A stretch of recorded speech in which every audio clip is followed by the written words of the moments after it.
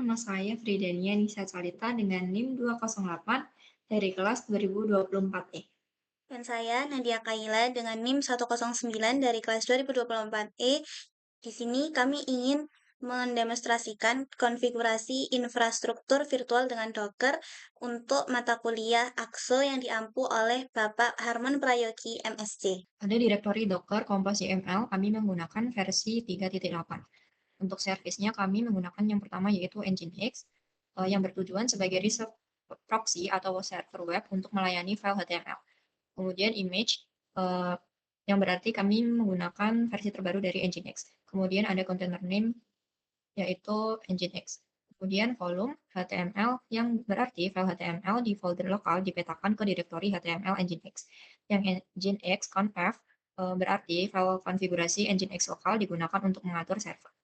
Kemudian ada port 8080 yang berarti port 80 di komputer akan diarahkan ke port 80 di kontainer. Kemudian network akan terhubung ke jaringan my_network. Kemudian restart always yaitu jika engine X berhenti akan terhubung kembali. Config, source, dan target yaitu berfungsi untuk menyimpan file kecil. Selanjutnya ada service PostgreSQL yang bertujuan sebagai database SQL untuk aplikasi yang membutuhkan PostgreSQL seperti aplikasi custom. Kemudian ada image yang berarti kita menggunakan PostgreSQL versi terbaru. Container name-nya yaitu Postgres, kemudian environment-nya Postgres user, password, dan DB yang berarti kita menentukan pengguna, kata sandi, dan nama database yang dibuat saat kontainer pertama kali berjalan.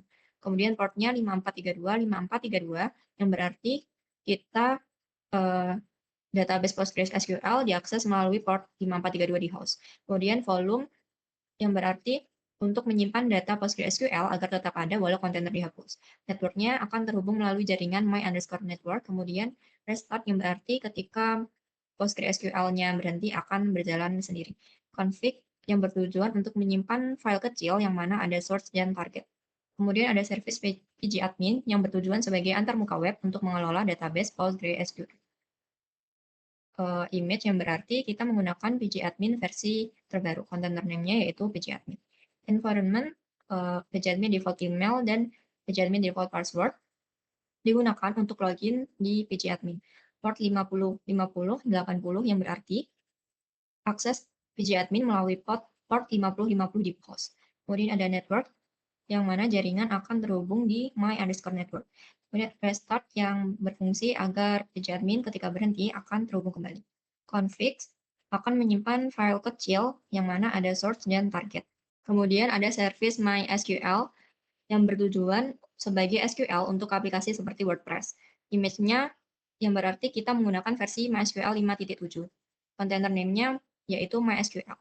Environment MySQL root password, database, user, dan password yang berarti digunakan untuk mengatur database dan kredensial saat kontainer berjalan. Kemudian ada volume untuk menyimpan data MySQL agar tidak hilang meskipun kontainer dihapus. Kemudian network-nya akan terhubung melalui jaringan my_network. Restart yaitu ketika MySQL berhenti akan berjalan kembali. Port-nya 3306 yang berarti port 3306 di host digunakan untuk mengakses MySQL. Yang terakhir yaitu ada service WordPress. Image-nya WordPress yang berarti kita menggunakan versi terbaru dari WordPress. Kemudian container name-nya yaitu WordPress, environment-nya ada WordPress DB host, name, user, dan password yang berarti untuk menentukan pengaturan database agar WordPress dapat terhubung ke MySQL. Kemudian ada port 8080 yang berarti situs WordPress dapat diakses melalui port 8080 di host. Kemudian networknya akan terhubung melalui jaringan my_network dan restart always yang berarti jika WordPress berhenti akan berjalan kembali. Kemudian ada juga volume Postgres data untuk menyimpan data PostgreSQL, MySQL data untuk menyimpan data MySQL, pgadmin data untuk menyimpan data pgadmin. Kemudian network yaitu semua layanan terhubung melalui jaringan ini agar dapat berkomunikasi satu sama lain. Kemudian yang terakhir yaitu config, yaitu konfigurasi tambahan dan digunakan oleh beberapa layanan untuk mengatur hal spesifik. Kemudian ada folder HTML yang di dalamnya terdapat file index HTML. Di sini terdapat struktur dasar HTML. Yang pertama ada doctype HTML. Ini menentukan dokumen menggunakan HTML5. Yang kedua ada HTML lang-n, berarti mendeklarasikan bahasa utama yang digunakan adalah bahasa Inggris. Kedua ada bagian head. Head ada charset di mana menentukan bahwa dokumen menggunakan karakter encoding UTF-8 yang mendukung hampir semua karakter di dunia. Kedua ada name, content, dan initial scale. Ini digunakan untuk mengoptimalkan tampilan halaman pada perangkat seluler agar skala dan ukuran tampilan sesuai dengan layar.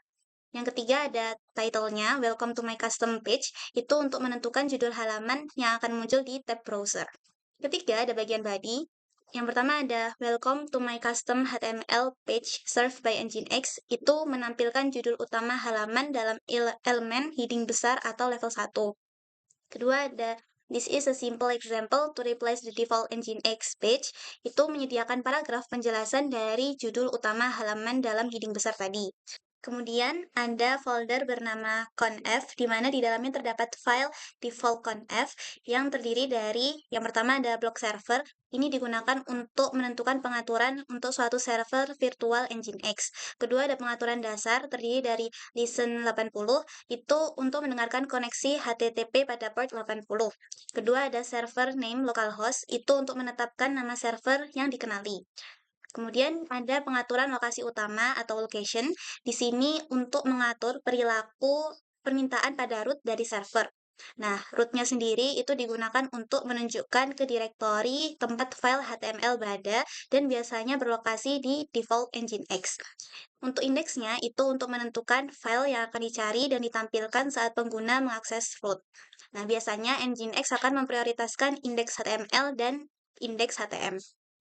Kemudian untuk error 404 itu untuk mengatur halaman khusus untuk kesalahan 404 not found jika file yang ditemukan atau diminta itu tidak ditemukan. Nah, kemudian untuk lokasinya itu akan diatur ke lokasi spesifik untuk halaman 404, di mana rootnya sendiri adalah untuk menunjuk ke folder tempat file 404.html ini disimpan. Kemudian selanjutnya ada folder yang bernamakan WordPress, yang di dalamnya terdapat folder WP Content yang terdiri dari, pertama ada plugins. Plugins itu untuk menambahkan fitur atau fungsi baru ke situs WordPress tanpa perlu menulis kode secara manual. Yang kedua ada themes. Themes itu untuk mengatur tampilan dan desain situs WordPress. Terakhir ada upload. Upload itu kita bisa memasukkan atau mengupload image ataupun desain yang kita mau agar muncul di WordPress. Untuk kami sendiri, kami tidak menambahkan suatu kode tertentu sehingga tampilan di WordPress akan sesuai seperti tampilan default di WordPress itu sendiri. Nah, setelah kita memasukkan kode ke setiap file yang kita mau, kita akan menggunakan git bash. Di sini kita akan menuliskan fungsi perintahnya yaitu cd directory. Directory ini disesuaikan dengan nama kita menyimpan directory masing-masing. Setelah itu, kita akan menulis perintah docker strip compose up strip d. Nanti akan terjadi proses running. Nanti akan muncul terminal-terminal yang kita telah buat sebelumnya beserta dengan ports-nya. Pertama ada kontainernya Nginx 8080. Jika sudah ada tulisan Welcome to my custom HTML page server by Nginx, berarti port milik Nginx berhasil terbuka.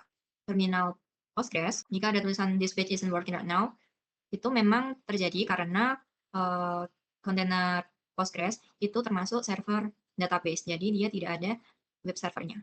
Kemudian port milik pgadmin, jika sudah berhasil memunculkan seperti ini berarti tidak terjadi error.